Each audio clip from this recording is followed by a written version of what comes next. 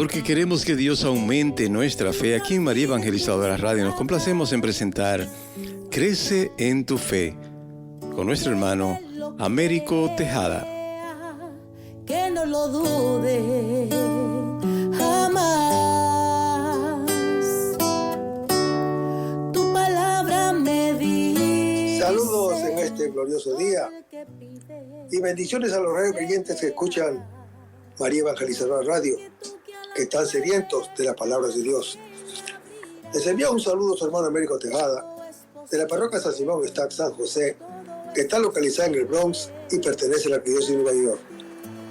Estamos aquí todos los miércoles de 4 a 5 p.m. y los sábados de 9 a 10 a.m. hora de Nueva York.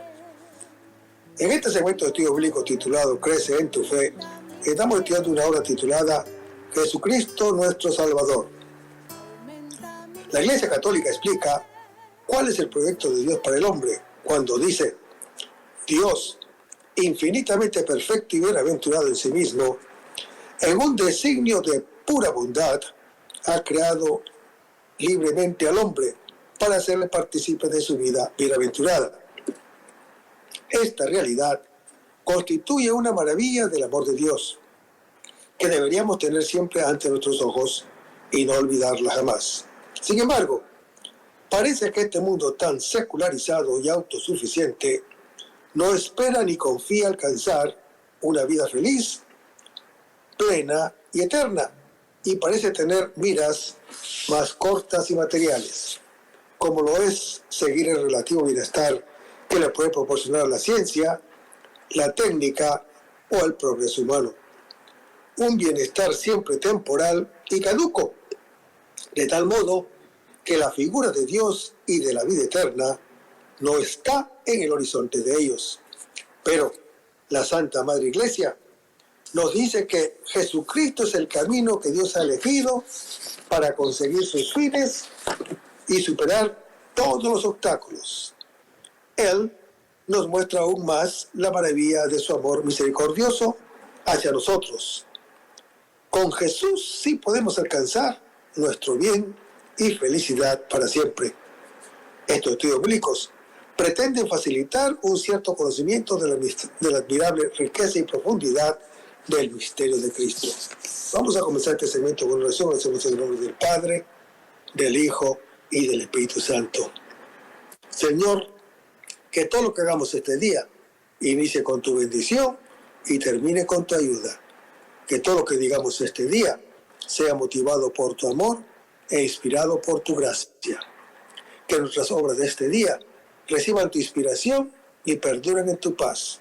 Todas estas cosas, Padre Celestial, te las pedimos en el dulce y poderoso nombre de tu Hijo Jesús, que vive en el unión del Espíritu Santo, que es Dios, por los siglos de los siglos. Amén.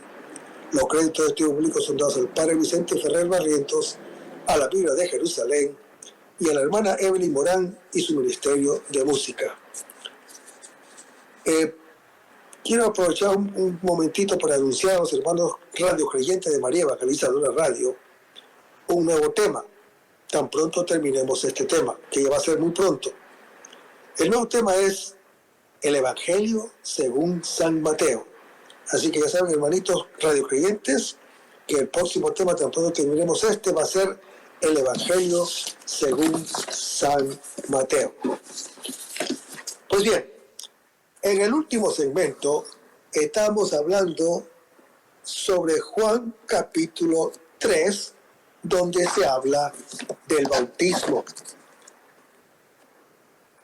Muchos años atrás, ciertos cristianos querían suprimir el agua en el bautismo porque decían que no era necesario, porque lo necesario era el Espíritu Santo. Pero la Iglesia Católica se opuso y dijo que y hizo una descripción muy importante sobre lo que es un sacramento. Un sacramento, según la Iglesia Católica, es un signo visible de una realidad invisible. Y claro, ¿cuál es el signo visible del sacramento? El agua. ¿Y cuál es la realidad invisible? El Espíritu Santo, por supuesto. Por eso que, peleando todas estas herejías que se estaban tramando, la Iglesia tenía las Escrituras para reforzar ese argumento. Vayamos a la Escritura. Dice así: Derramaré agua sobre el sediento suelo, raudales sobre la tierra seca. Derramaré mi espíritu sobre tu linaje, mi bendición sobre cuando de ti nazca. Crecerán como en medio de hierbas, como álamos junto a corrientes de agua. Y esto lo dice el profeta Isaías en su capítulo 44. Sigamos leyendo. Los rociaré con agua pura y quedarán purificados de todas sus impurezas y de todas sus basuras. Los purificaré y les daré un corazón nuevo. Infundiré en ustedes un espíritu nuevo. Quitaré en su carne el corazón de piedra y les daré un corazón de carne. Infundiré mi espíritu en ustedes. Lo dice el profeta Ezequiel en su capítulo 36. Hermanos, el argumento de más peso de estos autores consiste en que la referencia al agua solamente se encuentra en un versículo. Y si hipotéticamente se suprimiera, no haría falta en el contexto de los versículos siguientes, que tratan del nacimiento por el Espíritu Santo. Ahora, ¿qué pensar de este problema? Primero, ante todo, aquí entra en juego la historia de la redención y la historia de la redacción también se puede. Vamos a decirle la historia de la redacción. Tenemos un texto definitivo que es obra del redactor final del Evangelio. La crítica textual no presenta variantes de importancia. Por lo tanto, la pregunta primera debe ser: ¿cuál es el sentido querido por el redactor al entregarnos este texto? He aquí la respuesta, hermanos y hermanas que me escuchas. He aquí la respuesta. El redactor sabe que el nacimiento por el Espíritu se realiza en el bautismo cristiano y este se administra mediante el uso del agua, según Hechos capítulo 2.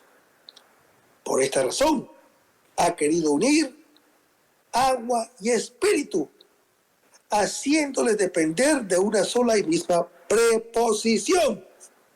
Segundo, bien pudo ser que en un estadio antiguo de la tradición, el episodio hablara de la necesidad de un nacimiento de lo alto en virtud del Espíritu Santo para poder ser hijos de Dios, sin referencia explícita al sacramento del bautismo o con solo una referencia secundaria. Pero, con el andar del tiempo, este motivo sacramental pasó a colocarse al lado de la afirmación central del nuevo nacimiento y a fusionarse con ella. Y así encontramos estos dos elementos en la redacción evangélica final que ahora leemos.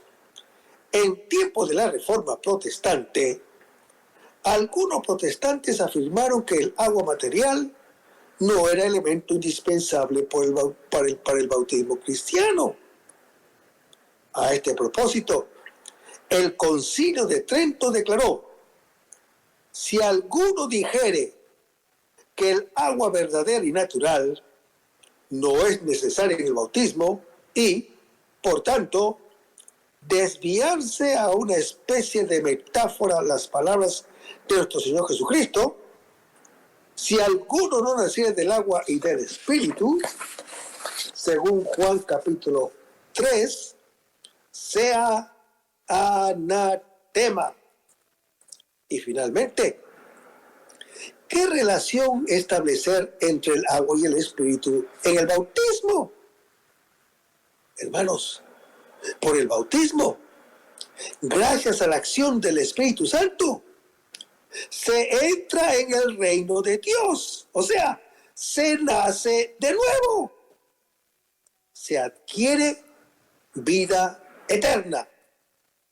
Aludiendo primero al agua, podemos pues pensar que la acción vivificante del Espíritu Santo causa en efecto mediante el agua bautismal que baña al creyente. Leamos las Escrituras.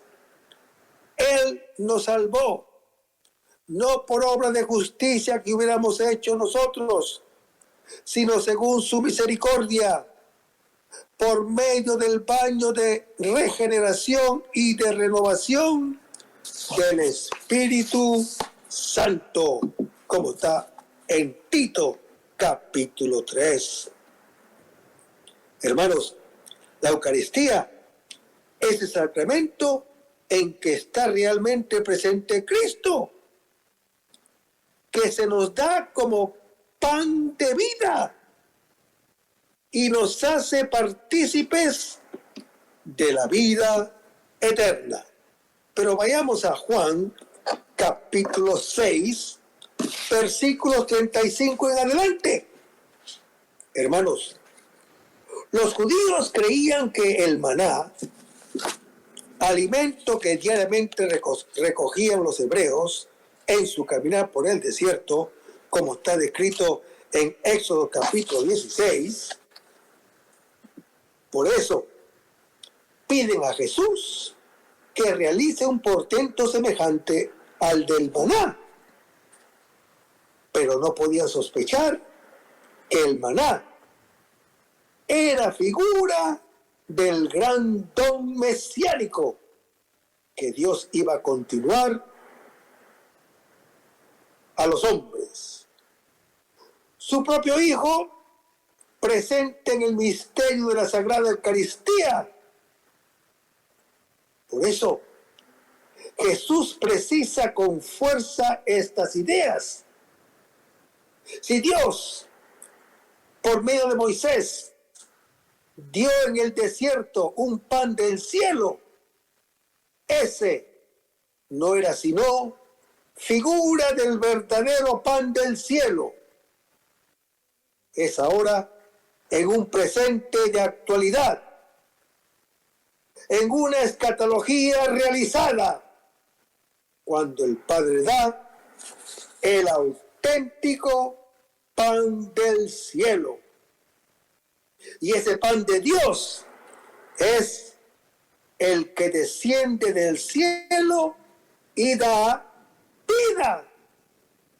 No solo a un pueblo en el desierto, sino al mundo entero, según Juan capítulo 3. Hermanos, este es un lenguaje místico, puesto que ilustra un misterio, el de la Eucaristía, centro de la fe cristiana. Al afirmar que Él es el pan de vida, sin duda recurre a una metáfora. Metáfora significa algo que lleva más allá. Todo lenguaje es siempre metafórico, porque lleva más allá de sí mismo, hasta la realidad que quiere comprender y comunicar. Hermanos, mientras no seamos místicos, capaces de descifrar el misterio de los signos, no somos todavía humanos. Leamos las Escrituras. Dijéronle entonces: Señor, siempre danos ese pan. Hermanos, la realidad espiritual escapa a los oyentes, como se le escapó a Nicodemo en Juan capítulo 3. No ha percibido el sentido profundo de las palabras de Jesús y solo piensan en un pan material que Dios va a mandar del cielo y que producirá vida perenne. No obstante, hermano que me escuchas, con sencillez formulan una petición sincera, al igual que la samaritana en Juan capítulo 4. Una vez que el pueblo ha hecho la petición del pan, Jesús va a dar un paso adelante en su revelación. Jesús había hablado de un pan misterioso por su origen, un pan que baja del cielo y por su naturaleza, un pan que da vida al mundo. Ahora, revela quién es ese pan. Cuando dice Jesús, yo soy el pan de la vida. Hermanos, Jesús no solo es pan de la vida, sino que es el pan de la vida. Ir a Él es creer en Él. El que va a Él no volverá jamás a tener ni hambre ni sed. Él sacia las necesidades más profundamente, las necesidades más profundas del ser humano, el hambre y la sed. Es evidente que la metáfora esconde realidades espirituales. Aquí y en otros pasajes, la expresión yo soy va acompañada de una palabra o un gesto con los que Jesús se define a sí mismo. Él es el verdadero pan, como lo dice en Juan capítulo 6. La verdadera luz, como lo dice en Juan capítulo 8. La puerta y el buen pastor, como lo dice en Juan capítulo 10. La resurrección, como lo dice en Juan capítulo 11. El camino, como lo dice en Juan capítulo 14. La verdadera vid, como lo dice en Juan capítulo 15. Hermanos, yo soy es el nombre con el que Dios se ha revelado a Moisés en Éxodo capítulo 3. El maná era considerado como una de las más grandes providencias que Dios tuvo con su pueblo en el desierto de Sinaí, según el Salmo 105. Pues bien, hermano que me escuchas, Jesús coloca en un rango muy superior el nuevo pan de la vida, que es Él mismo. Yo soy el pan de la vida. Los padres comieron el maná, que es llamado pan del cielo, y murieron. Fue un alimento que sostuvo la vida natural que los israelitas durante los días del desierto, pero al fin murieron. En cambio, este otro pan que desciende del cielo produce vida espiritual, produce vida eterna. De manera que quien comiere de él no morirá. Hermanos, el pan del cielo da la vida. Una vida que la muerte natural no podrá destruir. Y que será el principio de la resurrección. Aquí, Jesús nos introduce directamente en el misterio eucarístico, cuando dice, yo soy el pan que vive. Hermanos, aquí hay un nuevo matiz, aquí hay un matiz nuevo. Ese pan no solo produce como un efecto la vida, sino que por naturaleza es el pan viviente, que bajó del cielo. Sin hurgar el significado propio de estas palabras, hay aquí una referencia a la venida de Jesús en la encarnación, según Juan capítulo 1. Si alguno come de este pan, vivirá eternamente, nos dice el Señor Jesús. Hermanos, este comer a Jesús, pan viviente que da vida, bien podría entenderse en el sentido de creer en Él y recibir su doctrina reveladora. Pero la frase siguiente descubre su verdadero sentido cuando dice: y el pan que yo daré es mi carne por la vida del mundo. Hasta aquí, Jesús se había presentado como el auténtico pan del cielo que da la vida. Pan de Dios que es don del Padre. Ahora, se da un paso más allá en la revelación. Se trata de la promesa de un pan que Jesús mismo dará en un futuro. Es un don del porvenir y será su propia carne.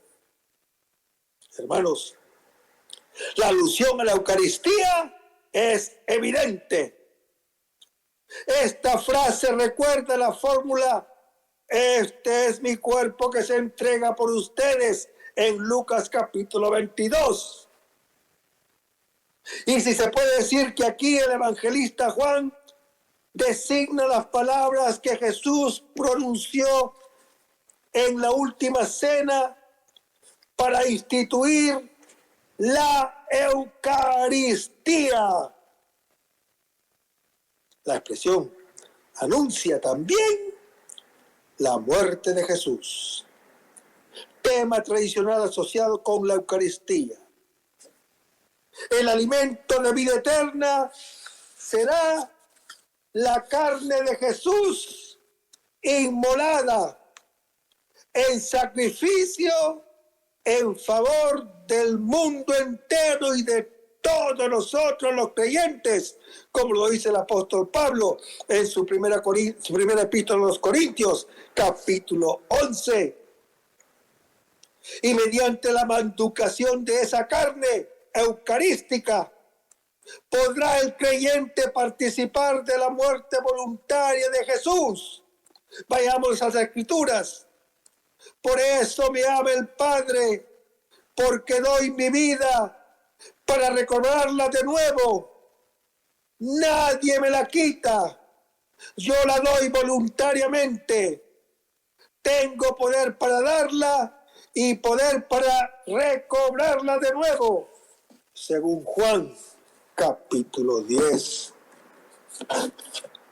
Hermanos, en este sacramento recibimos a Cristo resucitado.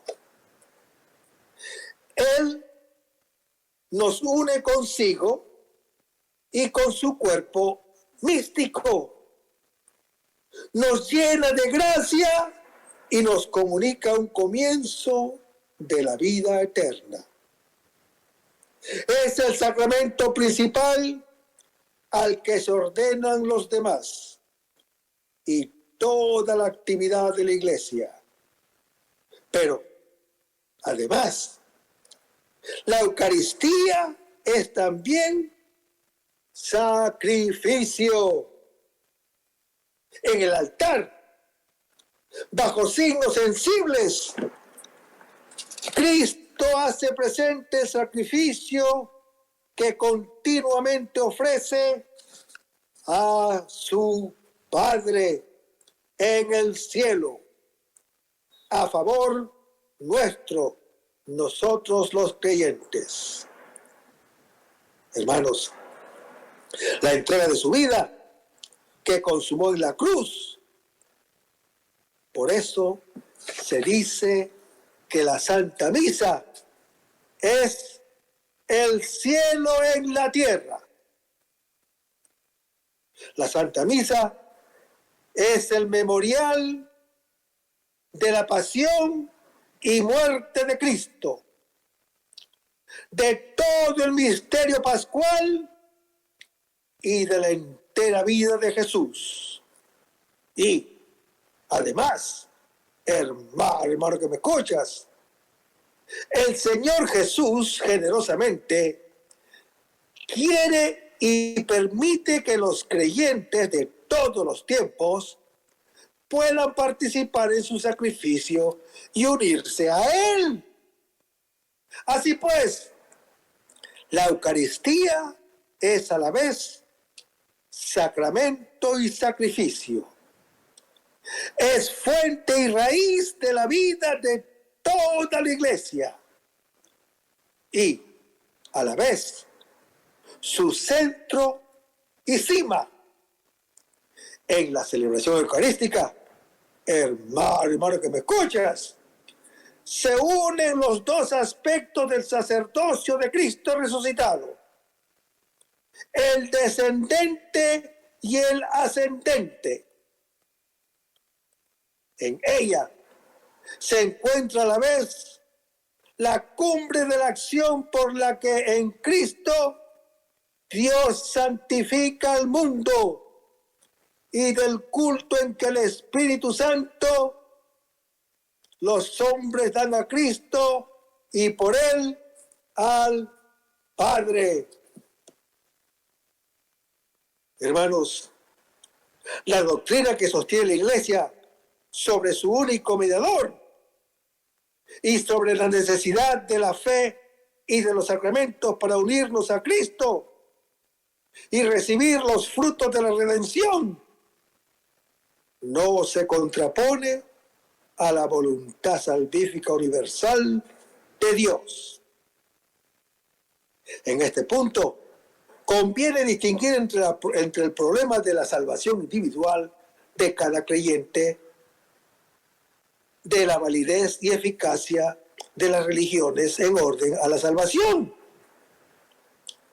En el plano de la salvación individual de los creyentes, nos preguntamos, ¿se pueden salvar los que no pertenecen a la Iglesia de Cristo? ¿Los que no están visiblemente unidos a Él?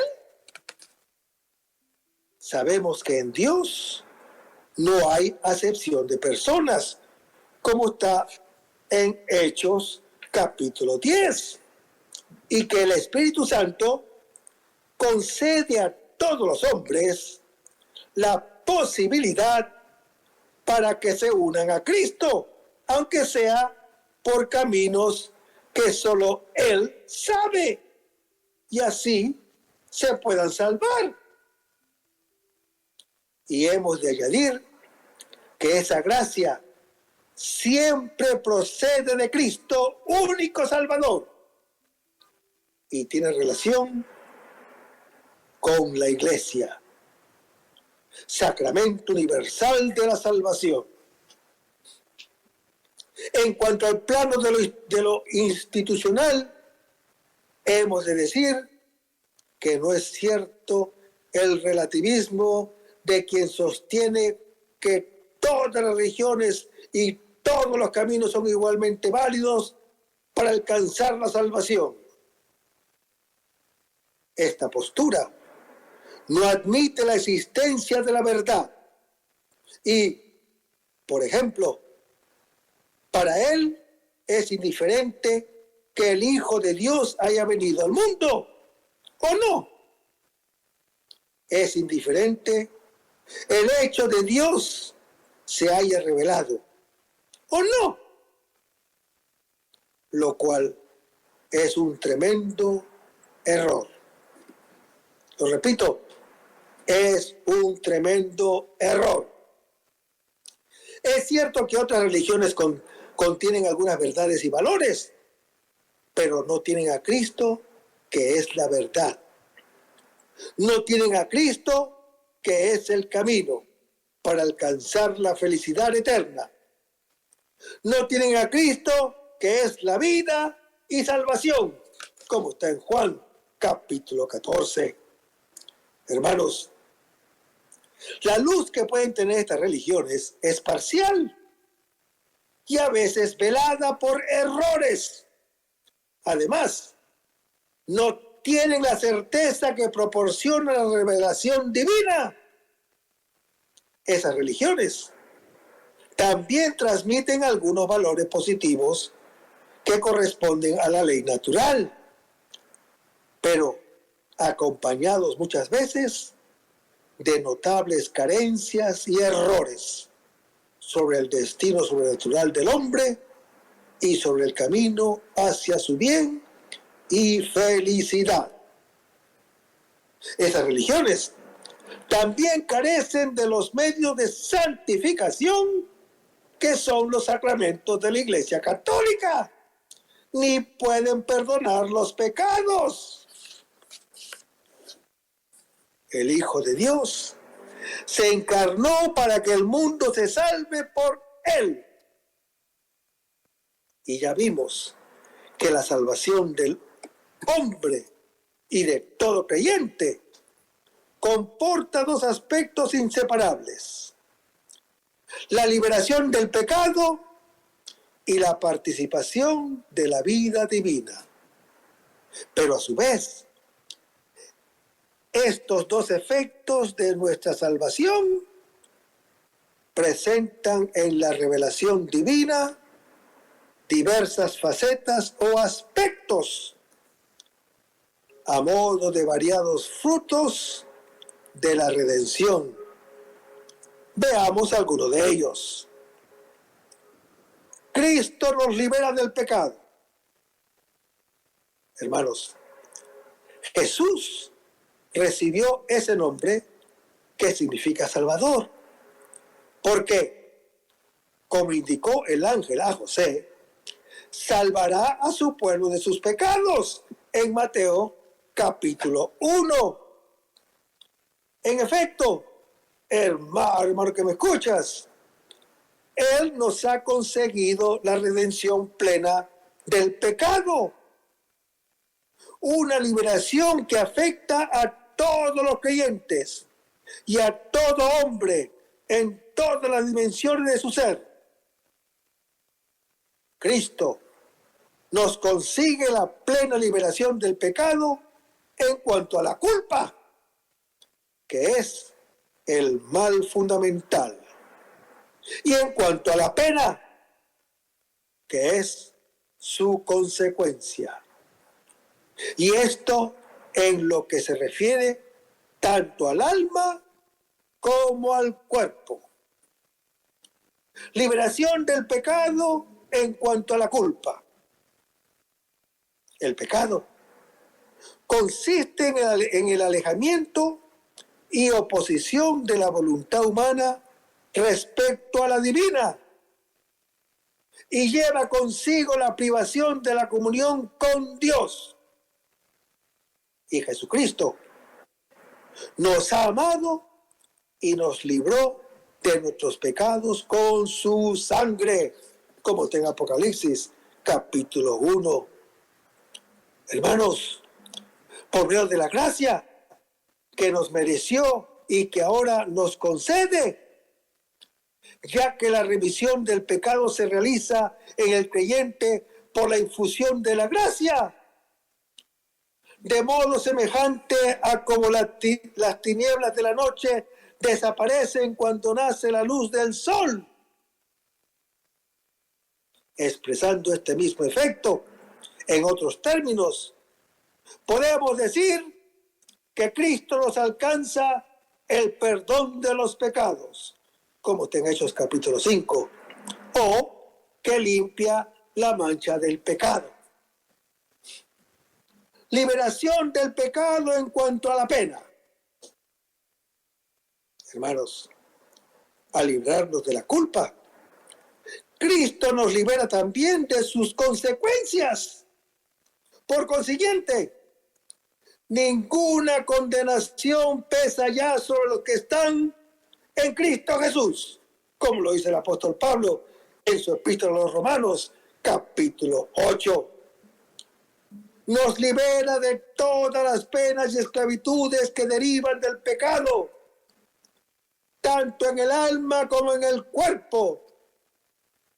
Nos libera de la ignorancia y de la tristeza, del desorden interior, del dolor, de la enfermedad y de la muerte. En este mundo permanecen aún esas penalidades, pero Cristo las ha transformado de modo que ya no tienen un sentido meramente penal, sino de purificación y como camino para la gloria.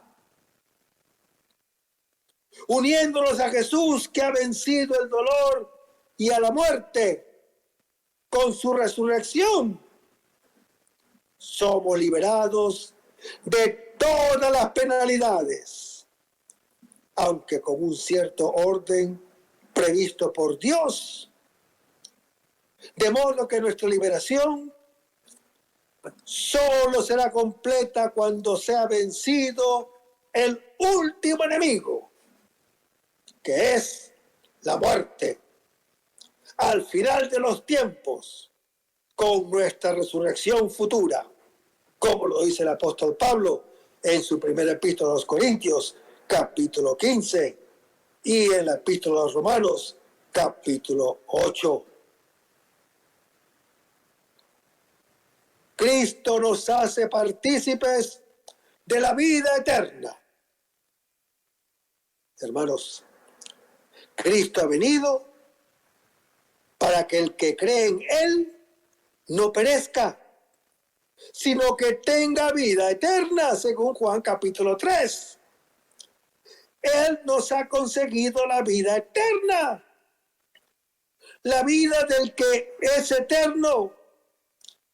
Esto es la vida de Dios Padre, Hijo y Espíritu Santo, de la que ahora ya participamos verdaderamente por la gracia y que después poseeremos plenamente en el cielo por la gloria. Expresando este mismo efecto con otros enunciados equivalentes, podemos decir que Jesús nos alcanza la justificación, según lo dice el apóstol Pablo en su epístola a los Romanos, capítulo 4.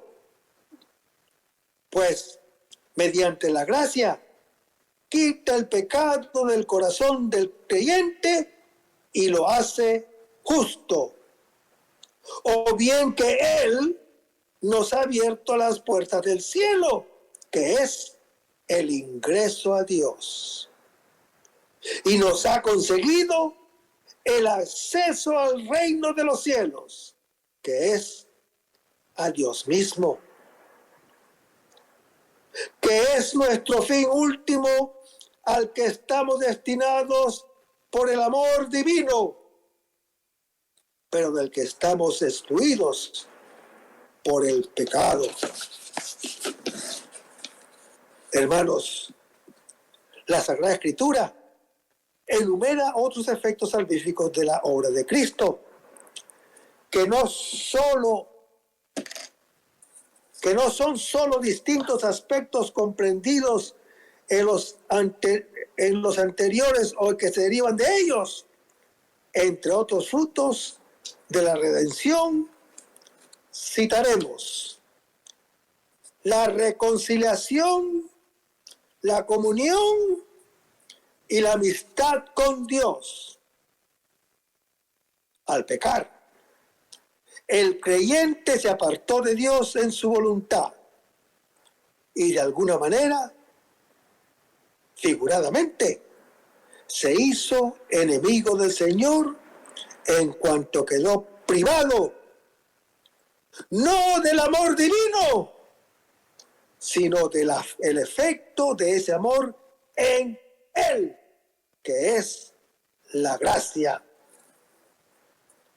Hermanos, Cristo nos reconcilia con Dios en cuanto quita el pecado que nos constituía en enemigos de Dios. Y en cuanto nos da la gracia que nos une a Dios, nos hace partícipes de su vida íntima y nos constituye en sus amigos.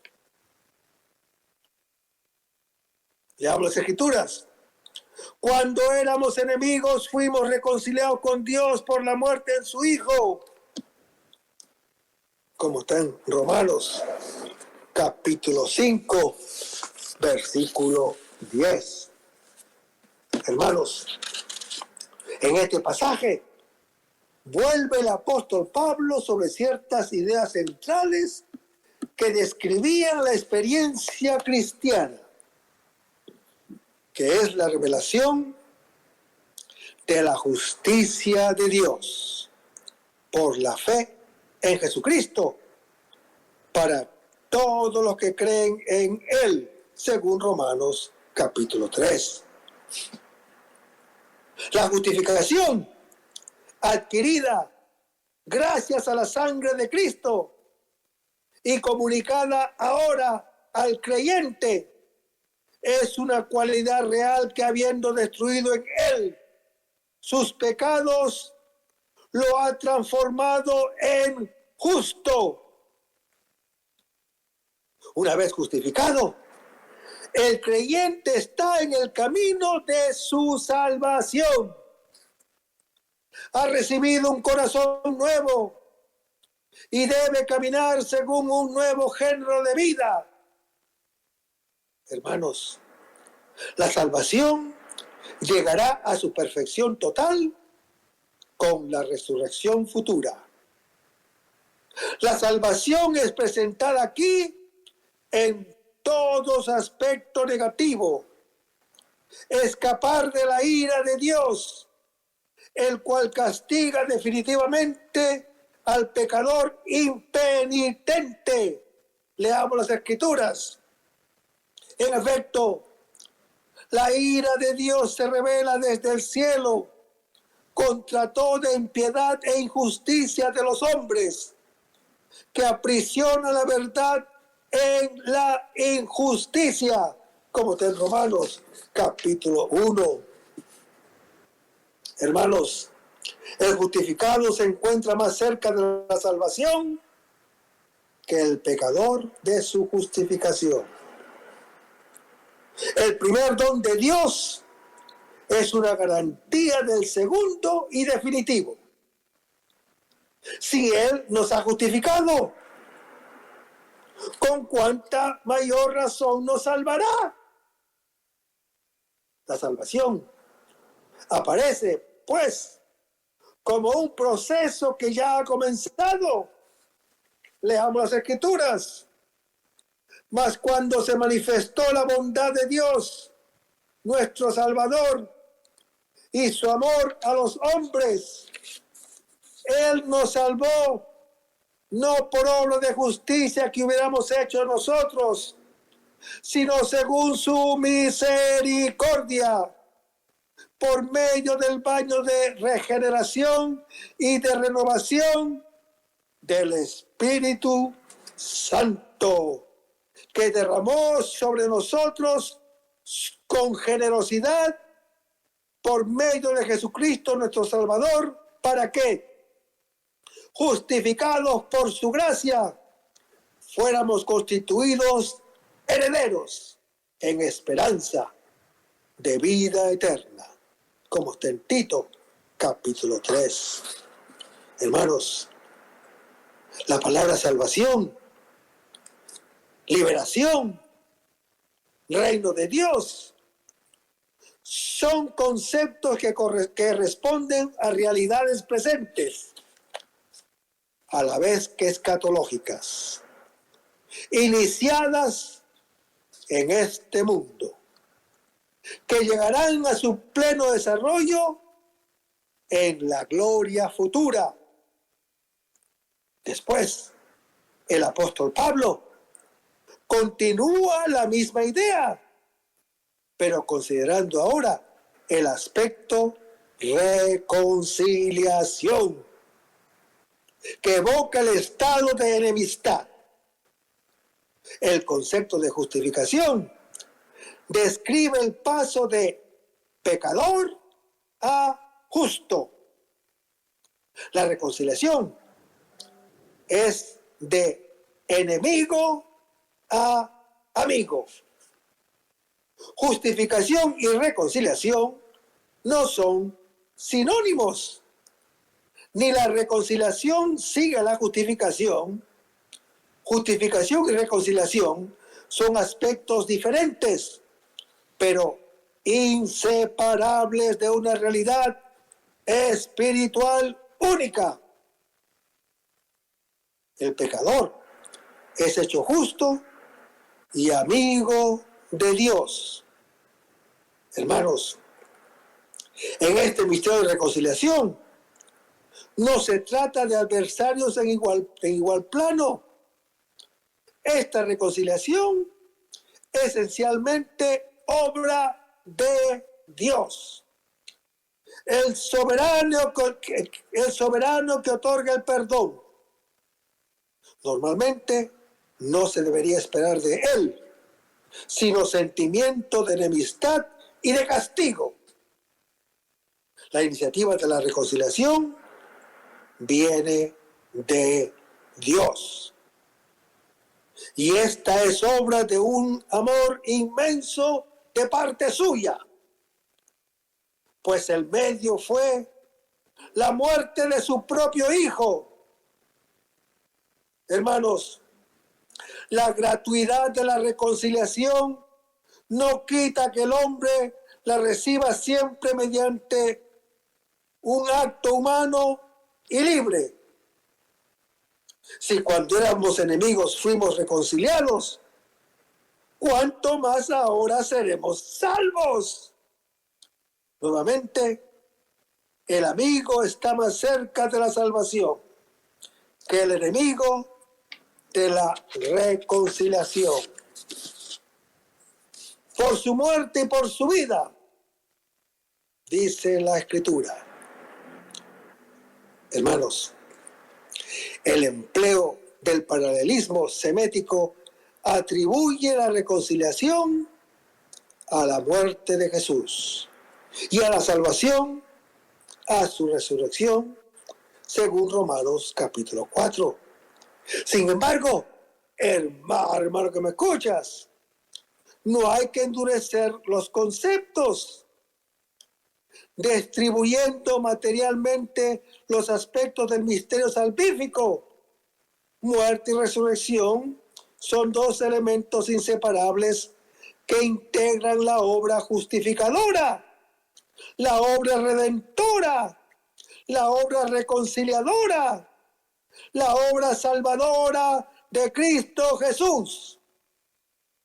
El apóstol Pablo termina el pasaje con un acento de triunfo. Y no solo seremos salvos en el último día, sino que ya desde ahora, a pesar de nuestras debilidades y aflicciones, ponemos nuestra confianza, gloria y exultante alegría en el mismo Dios. Pero esto también y a través de Cristo Jesús, por quien ahora hemos recibido la reconciliación.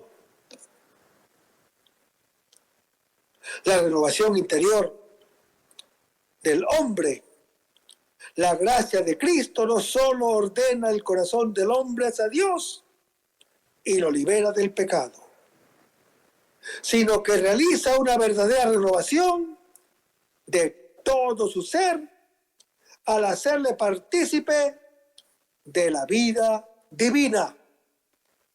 Hermanos, esta transformación es tan profunda que el pecador es hecho como un hombre nuevo, creado conforme a Dios en justicia y santidad verdaderas, como está en Efesios capítulo 4, versículo 24.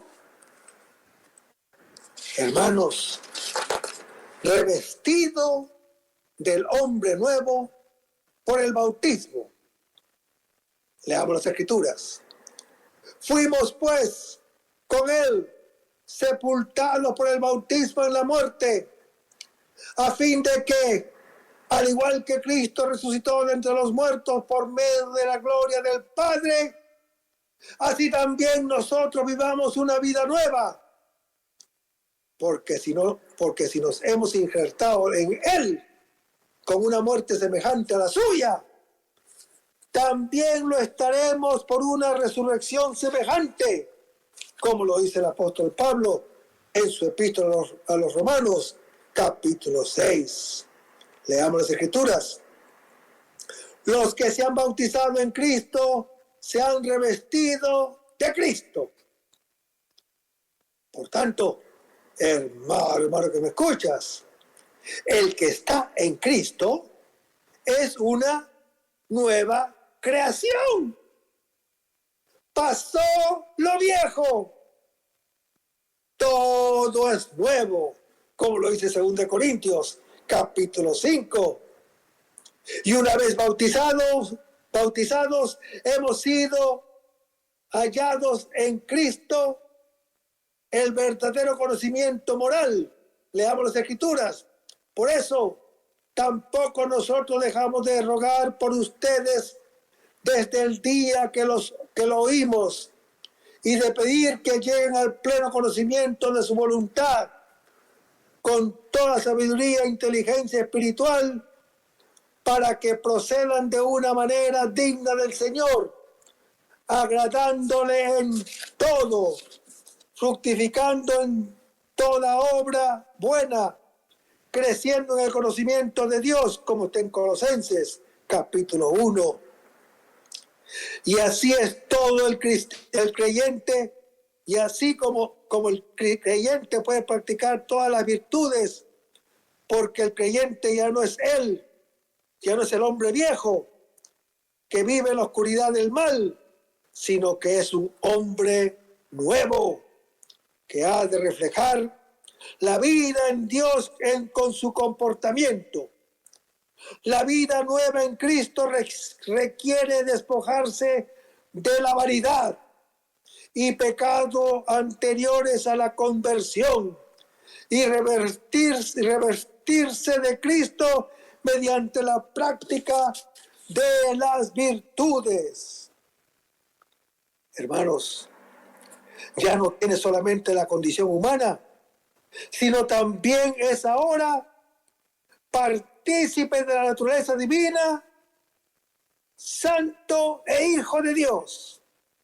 El que está en Cristo es una nueva criatura, como lo dice el apóstol Pablo en 2 Corintios capítulo 5. La liberación de la muerte y la resurrección de los cuerpos. Eso, hermano que me escuchas, lo vamos a ver en el próximo segmento. Manténgase en sintonía. Vamos a despedirnos con oración y lo hacemos en el nombre del Padre, del Hijo y del Espíritu Santo. Señor Jesús, ayúdanos a conservar el fervor espiritual, la dulce y confortable alegría de evangelizar, incluso cuando hay que sembrar entre lágrimas, como Juan el Bautista, como lo hicieron los apóstoles Pedro y Pablo y los otros apóstoles, y también esa gran multitud de evangelizadores que se han sucedido a lo largo de la historia de la Iglesia Católica, con un ímpetu interior que nada ni nadie sea capaz de extinguir. Señor Jesús, que sea esta la mayor alegría de nuestras vidas entregadas al Evangelio. Y ojalá que el mundo actual pueda así recibir la buena nueva de tu Evangelio, porque tenemos la tarea de anunciar el reino de Dios y de implantar tu iglesia en este mundo que todavía no te conoce. Todas estas cosas, Padre Celestial, te las pedimos en el dulce y poderoso nombre de tu Hijo Jesús, que vive y reina en unión del Espíritu Santo, quien es Dios, por los siglos de los siglos. Amén. Hasta el próximo segmento. Que el Señor nos bendiga.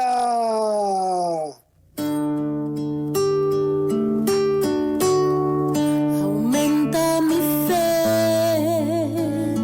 Señor, aumenta mi fe. Aumenta mi fe, Señor, aumenta mi fe. Que nunca olvide tus promesas, que nunca olvide tus palabras, que Él lo crea, que no lo dude jamás. Tu palabra me dice, todo el que pide.